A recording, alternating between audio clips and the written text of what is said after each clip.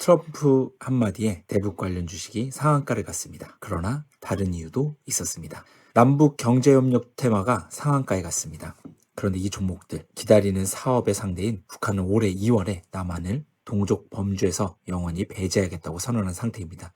그러나 상한가의 계기는 트럼프 미국 대통령의 발언이었습니다. 그런데 같은 발언은 작년 10월에도 있었습니다. 그때는 회담이 무산됐고 주가는 상승분을 반납했습니다. 이번에는 상한가가 마감까지 잠겼습니다. 트럼프의 말 한마디 말고 다른 것이 있었다는 뜻입니다. 그 다른 것은 하루 전에 있었던 여당 대표의 선출이었습니다. 먼저 오늘 무슨 일이 있었는지부터 살펴보겠습니다. 오전 9시 코데지 컴바인이 30% 오른 3,500원으로 가격 제한폭까지 올랐습니다. 좋은 사람들 429원, 인디에프 2,395원, 세 종목 모두 개장 8분 만에 상한가에 들어가 마감까지 잠겼습니다. 같은 날 코스피는 2.15% 오른 채 출발했지만 장중 7,216까지 갔다가 6,869로 1.55% 하락 마감했습니다. 시장이 무너진 날 이 종목들만 올랐습니다. 그런데 여기서 또 갈렸습니다. 아난티는 오전 5,130원까지 올라 상한가 문턱에 닿았습니다. 그런데 종가는 4,500원. 13%로 마감했습니다. 상승분의 절반 이상을 반납한 겁니다. 일신석재는 22%, 부산산업은 17%, 대하TI는 13%로 마감했습니다. 같은 시간 오른 종목들이 마감에는 30%와 13%로 갈렸습니다. 이 차이가 오늘의 진짜 정보입니다. 왜 갈렸는지 뒤에서 한번 다뤄보도록 하겠습니다. 용어 정리부터 하겠습니다. 대북주와 남북경협주는 같은 말은 아닙니다. 대북주는 북한 관련 뉴스 전반에 반응합니다. 북미 회담, 훈련 축소, 김정은 위원장의 발언, 사업 근거가 없는 종목들도 많이 들어가 있습니다. 남북경제협력주는 조금 더 좁습니다.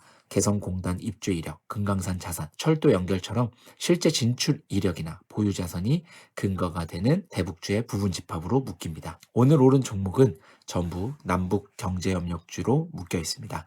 좋은 사람들과 인디에프, 코데지 컴바인은 개성공단, 아난티는 금강산, 대하TI는 철도입니다. 그런데 오늘 나온 재료는 남북이 아니라 북미였습니다. 재료와 종목의 논리가 한 칸 어긋나 있었습니다. 여기서 반드시 짚어야 할 것이 하나 있습니다.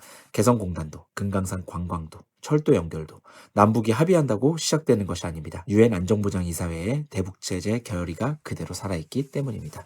개성공단 재개에 필요한 투자보장과 금융보험 서비스, 설비 구축은 결의가 금지하는 영역입니다. 재개하려면 유엔 대북제재위원회의 사안별 승인이 필요합니다. 관광 대가나 공단 임금도 현금 유입을 제한하는 결의에 걸립니다. 통일부가 하반기 업무 보고에 유엔 제재 면제 절차 지원을 과제로 넣은 이유도 이 때문입니다. 그리고 그 제재를 좌우하는 나라는 미국입니다. 영상의 결론까지 보시면 그 이유도 함께 나옵니다. 이제 오늘 급등의 재료를 정리해 보도록 하겠습니다. 8월 15일 이재명 대통령이 광복절 경축사에서 정전체제를 평화체제로 전환할 다자 논의를 제안했습니다. 16일 트럼프 대통령이 한미 연합군사훈련을 대폭 축소하라고 국방장관에게 지시했다고 밝혔습니다. 을지 자유의 방패 개시 하루 전이었습니다. 17일 김민석 의원이 여당 대표로 선출됐습니다. 같은 날 현지 시간 트럼프 대통령이 김정은 위원장이 응답했다고 말했습니다. 다만 언제 어떻게 응답했는지는 밝히지 않았고 북한 관영 매체에도 확인이 없었습니다.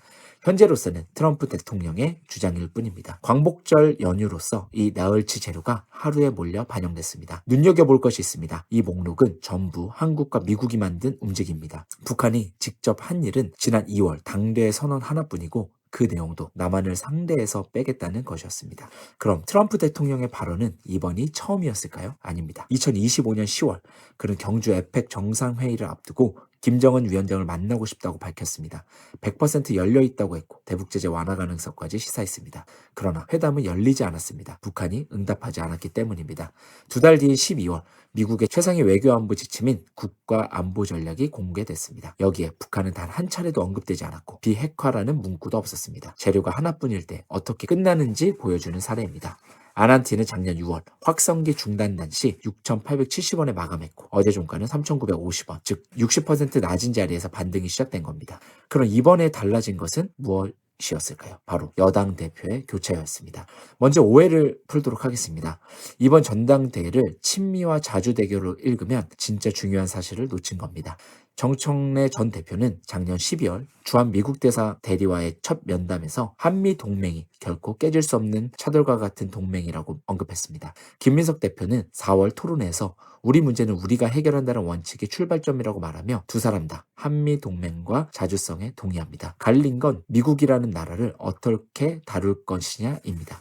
정청래 전 대표는 사사건건 미국의 결재를 맡아 허락된 것만 실행하면 남북관계를 푸는 실마리를 묶는 악조건이 된다고 말했습니다. 즉 미국의 사전 승인 구조를 차단하자는 쪽이었습니다. 김민석 대표는 반대로 움직였습니다. 올해 1월 국무총리 자격으로 워싱턴에서 벤스 부통령을 만나 대북 특사 파견을 직접 제안했습니다. 미국이 피스메이커, 즉 우리가 페이스메이커를 하자는 논리였습니다. 차단이냐 포섭이냐, 포섭하려는 쪽이 어제 대표가 됐고 당선 당일 그가 올린 첫 메시지는 트럼프 대통령과 김정은 위원장이 함께한 사진이었습니다. 다만 실행 권한은 당 대표가 아니라 대통령실과 통일부에 있고 최고위원 세 자리는 경쟁 진영, 즉 정청래 대표 쪽이 가져왔습니다. 여기 하나가 더 붙습니다. 바로 중국입니다. 왕이 중국 외교부 장관이 내일부터 이틀간 한국을 방문한다고 합니다. 이재명 정부 출범 이후 방한하는 중국 최고의 인사로서는 처음이고 모레 청와대에서 이재명 대통령과 만난다고 합니다. 그런데 순서를 보셔야 합니다. 그는 지난 4월 평양을 먼저 다녀왔고 6월에는 시진핑 주석이 평양을 방문해 북중 정상회담이 열렸습니다. 서울은 그로부터 넉 달 뒤입니다. 당초 1분기로 예상됐던 방안이 반년 넘게 미뤄지는 동안 북중 교류만 활발했었습니다. 이재명 대통령이 제안한 건 양자회담이 아니라 다자논의였습니다. 즉 중국이 빠지면 성립되지 않습니다. 통일부 계획에서도 이 구도가 이미 있습니다. 철도는 남북중 다자협력, 관광은 남북중 환승 방식으로 적혀 있습니다. 남북 양자가 막혀 있다는 전제 아래 처음부터 3자 구도를 그려둔 겁니다. 다만 중국이 바로 응한다는 보장은 없습니다. 6월 북중 정상회담에서 북핵은 공개 의제에서 빠졌습니다. 이제 정리해보겠습니다. 오늘 주목받은 종목들이 지속성을 나타내려면 두 가지가 동시에 성립해야 합니다. 첫째, 북미 협상 진전. 협상이 진전되어 제재 구조가 완화되어야 합니다. 현재는 트럼프 대통령의 주장만 있고 북한의 확인은 어렵습니다. 둘째, 한국의 자리. 그 협상에 한국의 자리가 반드시 확보되어야 합니다. 현재 북한은 남한을 상대에서 뺀 상황입니다. 하나만 성립해서는 의미가 없습니다. 북미가 잘 돼도 한국이 빠지면 이 종목들은 오를 이유가 없고 한국이 준비돼도 미국이 움직이지 않으면 제재는 그대로 남아있을 것입니다. 그래서 어제 여당 대표가 바뀐 게 주식시장의 재료로 활용되었습니다. 미국을 끌어들이는 쪽이 대표가 됐다는 건 한국의 자리가 남아있을 확률이 올라갔다는 뜻입니다. 시장이 오늘 반응한 것은 사업체계 기대가 아니라 두 조건이 함께 성립할 가능성이었습니다. 이 구조는 이미 증명된 적이 있습니다. 2018년도에는 두 조건이 다 성립하는 것처럼 보였습니다. 남북 정상회담이 세 차례 열렸고 북미 정상회담이 이어졌으며 경제협력주는 몇 배씩 올랐습니다. 그리고 2019년 2월 하노이에서 북미 합의가 무산됐습니다. 북미 협상 진전이 깨지자 남북 채널이 먼저 끊겼습니다. 남북 합의는 그대로였지만 제재가 풀리지 않았으므로 아무것도 열리지 않았습니다.